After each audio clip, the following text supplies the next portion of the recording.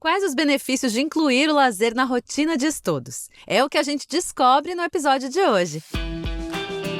Primeira jornada.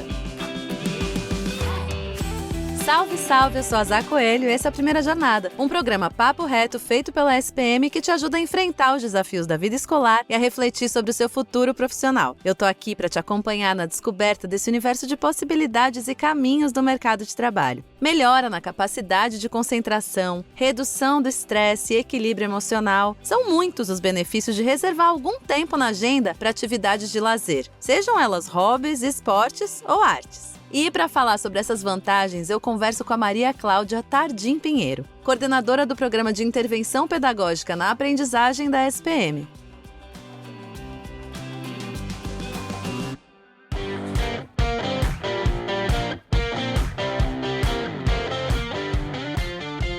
Seja muito bem-vinda à Primeira Jornada, Maria. Oi, Zá, muito obrigada pela oportunidade de estar aqui e compartilhar um pouquinho sobre o tema do lazer. É um tema tão importante, né? Acho que a gente precisa tanto falar sobre isso de uma forma mais embasada. Eu queria que você contasse um pouquinho pra gente, Maria, qual que é a importância da gente incluir esses momentos de lazer na rotina dos estudos? O que acontece, o que melhora, enfim. Bem, eu posso começar desde a infância, assim, qual a importância do lazer na vida de uma criança que hoje em dia está sendo tão negligenciada essa importância. Às vezes os pais se preocupam muito em dar uma formação grande, cheia de coisas importantes, rebuscada, e esquecem de deixar a criança brincando, livre em casa, sem computador, desenhando, sentar com ela e jogar um joguinho, conversar, ou deixá-la brincar com um brinquedo. Isso é o momento em que a criança fica no mundo dela, criando histórias. É o momento de estimular a criação e não consumir histórias criadas por outras pessoas na internet, ou na televisão, ou no cinema, que também é interessante, mas é um momento de consumo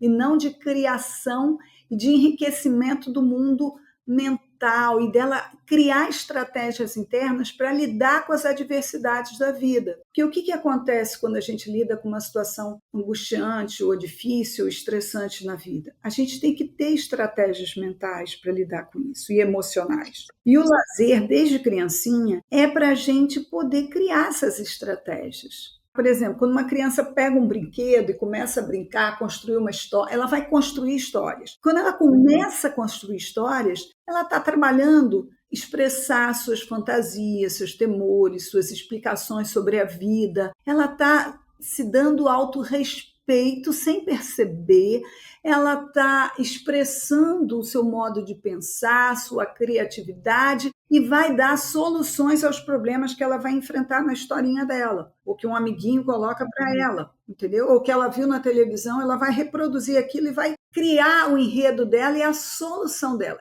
Só que como é que acontece com o jovem? Ele também precisa de momentos de pausa. O lazer entra num silêncio, que ele se permite ficar olhando para o nada, olhar para a natureza, ou ouvir uma música e ficar deitado ouvindo a música, ou dançando ouvindo a música.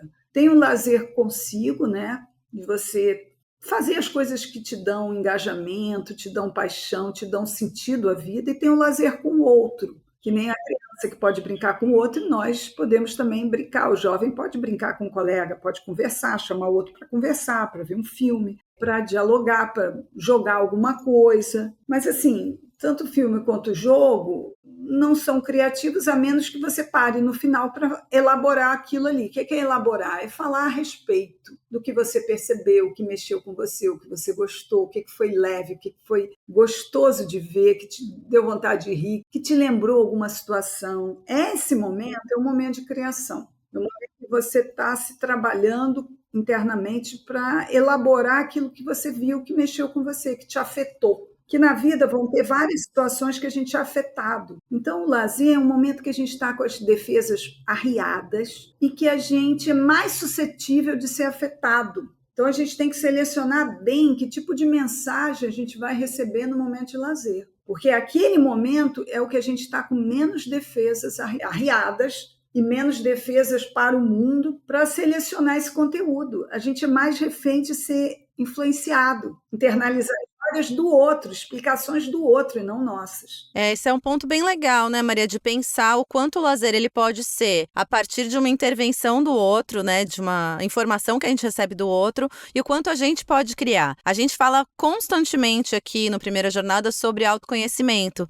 Então, eu acho que é muito interessante esse ponto de entender mesmo que o processo de lidar, né, como você disse, com os teus medos, as inseguranças, ele vai acontecer nesse lugar que a gente está refletindo mais, né, que é o lugar do lazer. E também selecionar o lazer que vem de fora, que eu vou consumir um filme, uma história, o que mais que eu posso? Um jogo, uma informação da internet, numa rede social. Eu não sei o que vem. Então, se eu seleciono, por exemplo, eu quero assistir um documentário que trata tal tema, naquele momento eu estou disponível para tratar tal tema. Então, tudo bem. Se eu quero ler um livro que eu já sei mais ou menos o conteúdo, do que aborda, mas eu não sei tudo que eu vou ler. Mas isso é uma seleção que eu faço. Eu quero ver um filme de comédia para relaxar, ver besterol e rir, e relaxar mesmo. Aliás, esse eu recomendo bastante. Comédia, besterol, que te faça relaxar. É um lazer que realmente abaixa as defesas, dá um relaxamento em todas as células assim do organismo e te estimula você zerar a sua atenção e começar de novo, entendeu? E Maria, você acredita que, por exemplo, né, a gente tem diversas possibilidades de lazer. A gente pode fazer esportes, ouvir música, como você falou, ter algum hobby. Tudo isso para o estudante que está ouvindo a gente, você acha que é benéfico no aspecto de concentração, organização, foco também? Eu acho maravilhoso. Por exemplo, em sala de aula, como professora, eu observo, tem uma aluna que eu acho fofa. Ela leva tricô para fazer em sala. Não, crochê. Uhum. E aí ela fica fazendo enquanto ela está ouvindo a aula. E ela vai fazendo roupas para ela e vai fazendo o crochê dela. Eu acho ótimo. Tem outros que muitos ficam desenhando. Isso eu acho ótimo, porque é uma forma de você ir botando a sua atenção para fora, se você consegue ouvir o que o outro está dizendo, né?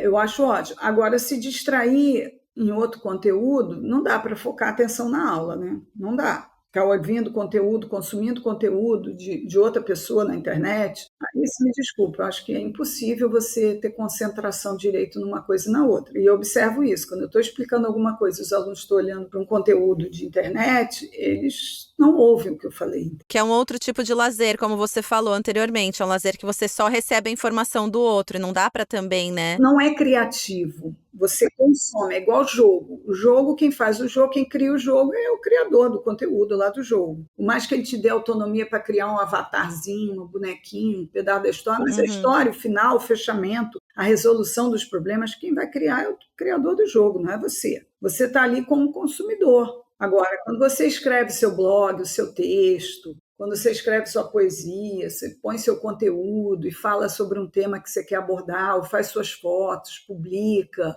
Poxa, é lazer e é trabalho e é hobby ao mesmo tempo. Isso é extremamente criativo, enriquecedor, dá muito empoderamento. É o que o italiano, Domenico Di Masi, chamou de ócio criativo, né? Que é fundamental, que os italianos sabem fazer muito bem, relaxar, dar uma pausa.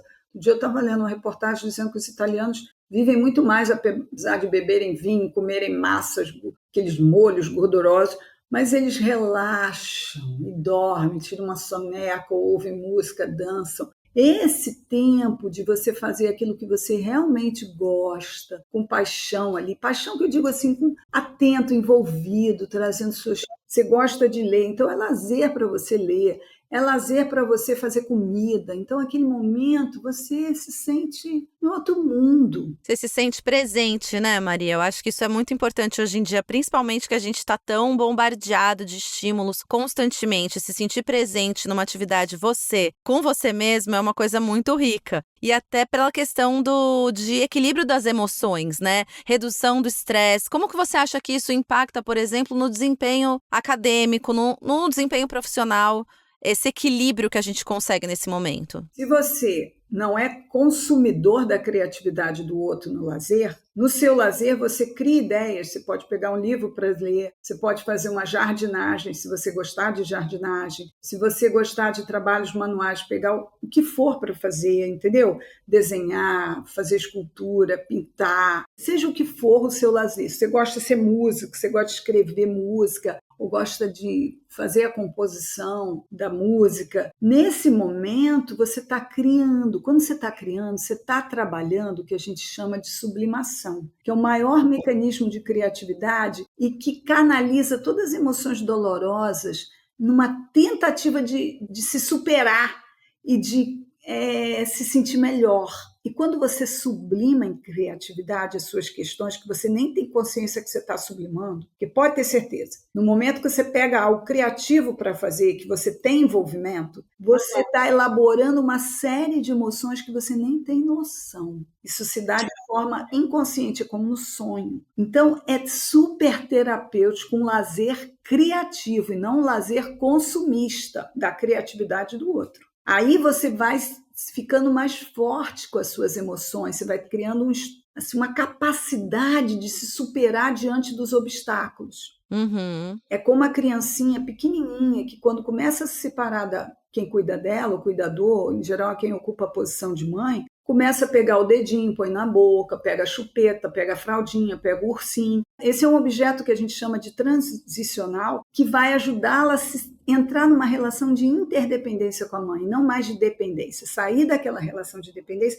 ela começa a criar o mundo dela. Então, a gente precisa criar o nosso mundo com as nossas ferramentas emocionais, criativas, reflexivas, imaginativas. Isso a gente só faz com um lazer que pode ser junto com o trabalho, ou só lazer, ou hobby, mas onde você esteja envolvido com curiosidade, tem que ter curiosidade, tem que ter reflexões, você vai estar pensando sobre uma questão, nem que seja, como é que eu vou fazer um brigadeiro mais saboroso? Mas você está refletindo sobre fazer o brigadeiro saboroso. Como que eu vou escrever isso aqui que eu quero, que eu ainda não consegui escrever nesse blog? Você está refletindo para resolver algo que você quer resolver. Isso você está trabalhando uma série de seguranças internas para lidar com diversos problemas na sua vida. Você nem sabe que você está fazendo isso, mas você está se edificando. Isso é muito importante. Acho que a gente fala muito sobre isso aqui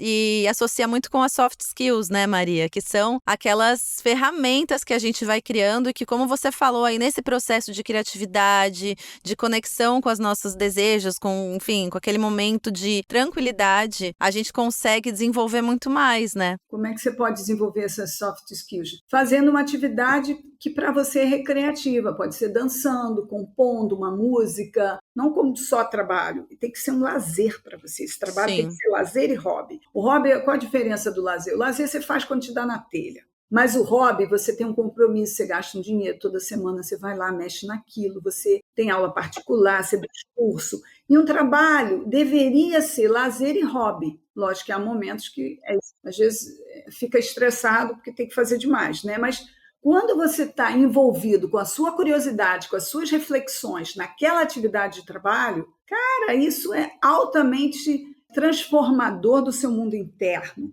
E, ao mesmo tempo, vai impactar o seu mundo externo, porque quando você se sente mais capaz de superar um obstáculo, quando você cria uma ideia, você se sente muito mais capaz de superar novos obstáculos que vão surgir no mundo externo. Muito legal, acho que tem muita coisa aí pra gente pensar e valorizar esse momento, né? Que a gente às vezes deixa tão de lado, acho que a gente tem que repensar muito, como você falou, desde a infância. A gente vai para um rápido intervalo e volta já. Na ESPM, a inovação não é apenas um diferencial, é uma exigência. Um lugar onde celebramos o inusitado. Aqui, o aprendizado vai além da sala de aula. Vivemos experiências internacionais e aprimoramos habilidades além do tradicional. Criamos networking de verdade, sendo referência na produção de conhecimento. Juntos, vamos liderar o futuro, seja ele qual for. E aí, vem com a gente? ESPM, o inusitado em constante movimento.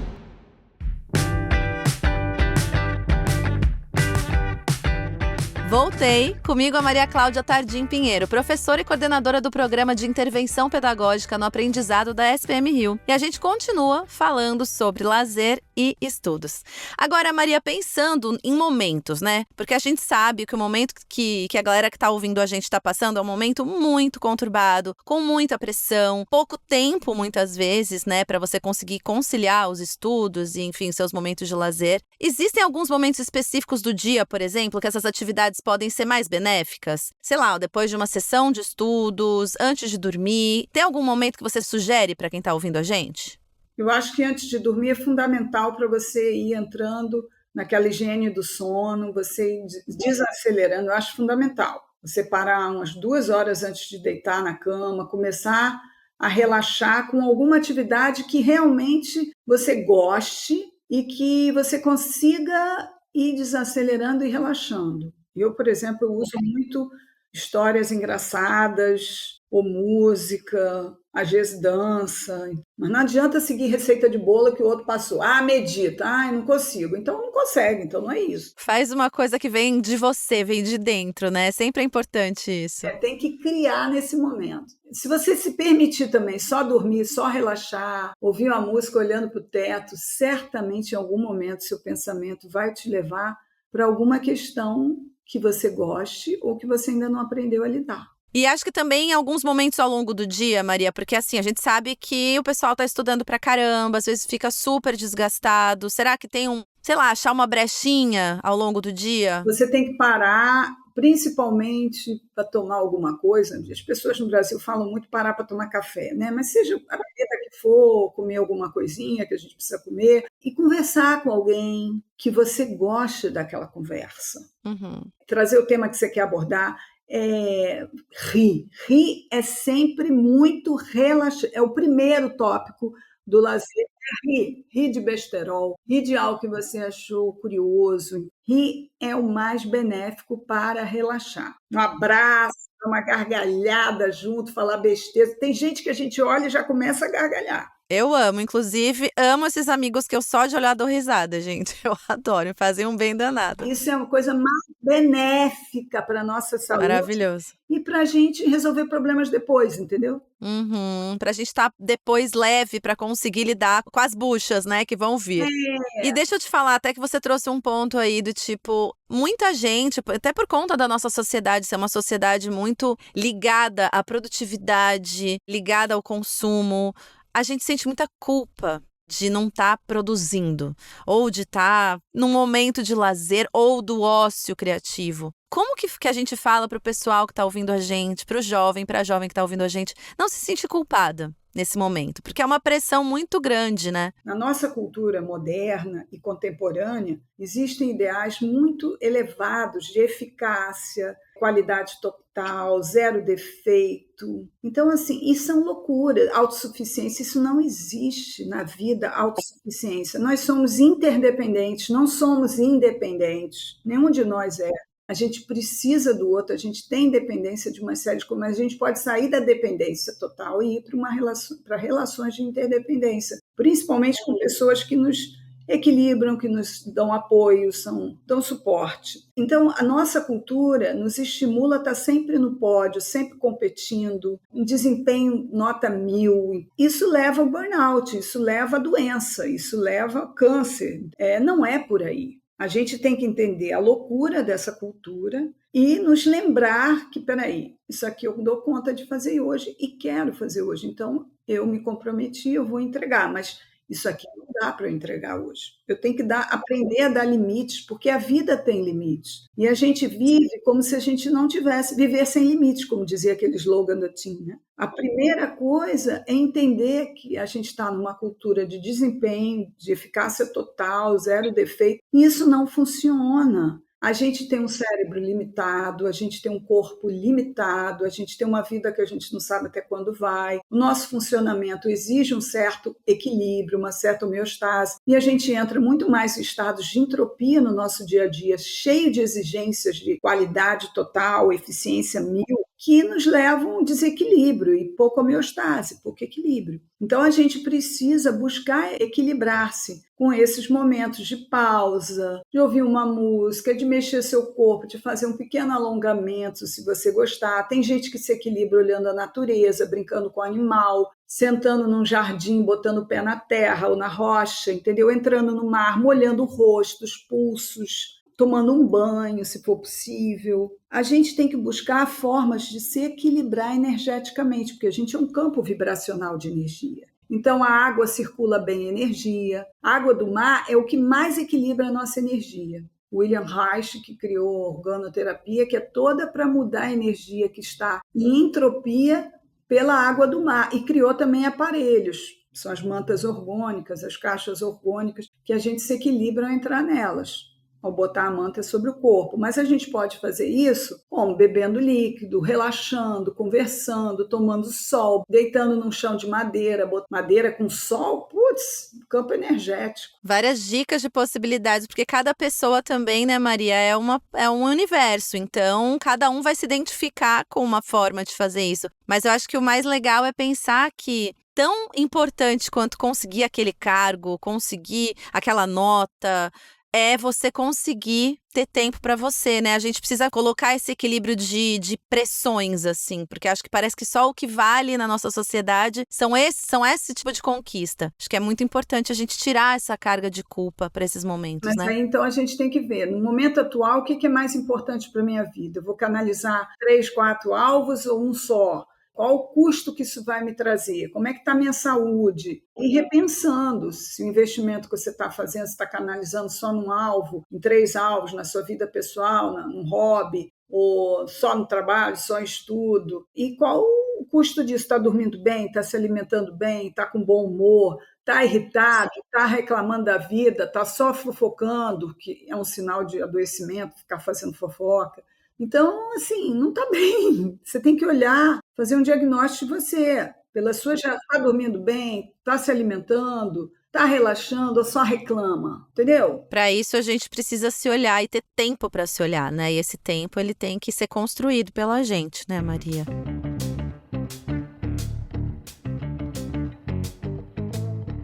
Bom, eu acho que o papo foi super importante. A gente tem uma parte agora que é o Dica de Mestre, o nosso quadro Dica de Mestre. Eu queria que você falasse pra gente, além de tudo que você já falou, de dicas, mas assim, pensando ali na sua trajetória. Se você tivesse ouvido alguma coisa lá atrás, no começo da sua carreira profissional, o que você acha que poderia ter mudado pra você que você pode dividir aqui com a gente? Desperte e não sonhe. Despertar é ouvir esse mundo criativo interno, perceba seus limites momentâneos, porque eles mudam, acredite nas suas paixões e naquilo que você gosta de se envolver. Olhe para dentro, que é o despertar, olhar para fora, como diz Jung, é sonhar. E sonhar, às vezes, depende do outro, que você não tem alcance. Mas o despertar é esse lazer criativo interno que você investe nos seus envolvimentos, nas suas paixões, nas questões que você quer responder. E não se exija demais. Perceba os seus limites. O seu corpo dá limites do quanto você pode comer, está na hora de dormir. O seu corpo dá limites que está na hora de beber água. Se você deixou de perceber, que pena, você desconectou de um sinal que o seu organismo te dá naturalmente. Então, tenta resgatar, ouvir esses sinais do seu corpo, que você está muito cansado, ou então dizer, isso eu não consigo fazer, isso daqui não é minha prioridade, entendeu? Aprenda a ver suas possibilidades e cobrar de você se você é muito relaxado, se você só procrastina, aí tem que ter cobrança, mas quem já se cobra muito, tem que trabalhar de outra maneira. Quem é muito relaxado, aí não, tem que botar uns planos de organização, de alcance de metas e ir batalhando para criar uma rotina de organização e ir alcançando, né, as coisas que você pretende realizar. Tem que ter meta para realizar, mas que tem que ter propósito de vida. O propósito está relacionado mais às suas paixões e não seguir os modelos que a nossa cultura nos dá pelos ideais culturais, de fazer uma faculdade, de ter um bom trabalho, ter uma família, escrever um livro, sei lá o que, está numa empresa X, está viajando, está publicando, está publicando nas redes sociais, está postando, né? Às vezes tem uma dessas coisas que você quer fazer porque você se expressa ali verdadeiramente, não faz pose, né? Mas fazer pose é fazer performance. Por haver essa diferença que é muito tênue, sabe? Muito tênue. Ser a gente mesmo é muito difícil. É uma batalha, eu acho que ao longo da vida inteira, né? Mas eu acho que quanto antes a gente conseguir se olhar, como você falou lá, desde pequenininho, estimulando com a brincadeira, tendo o nosso tempinho, a gente já vai construindo esse castelo de autoconhecimento, que é fundamental. Acho que você trouxe muitas possibilidades, muitas dicas e um olhar mais carinhoso e acolhedor com a gente mesmo, que eu acho que é essencial, tanto nesse momento da vida como na vida toda, né? Vida toda. Sempre é momento de recomeçar. Obrigada, Maria. Te agradeço muito. Eu te agradeço a oportunidade, tá? Obrigada pelo papo, foi ótimo. Eu acho que vai ajudar muito quem está passando por esse momento tão tenso a dar uma respirada e olhar para si mesmo, para reencontrar esse eixo aí que você falou. Te agradeço muito. Tem modelo de como a gente tem que ser, que é muito difícil, né? A gente vive numa... O modelo é a gente, né, Maria? A gente é o nosso modelo. A gente tem que inventar como a gente quer. Nem inventar, a gente tem que deixar expressar, vai sair. Vai sair como um movimento de uma dança espontânea. Vai aparecer, gente, é só estar atento. Isso. Obrigada, Maria. Obrigada.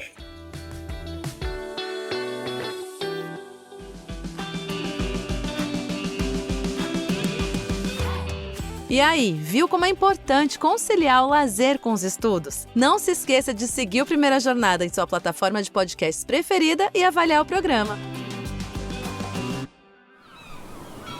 Este podcast foi editado pela Maremoto.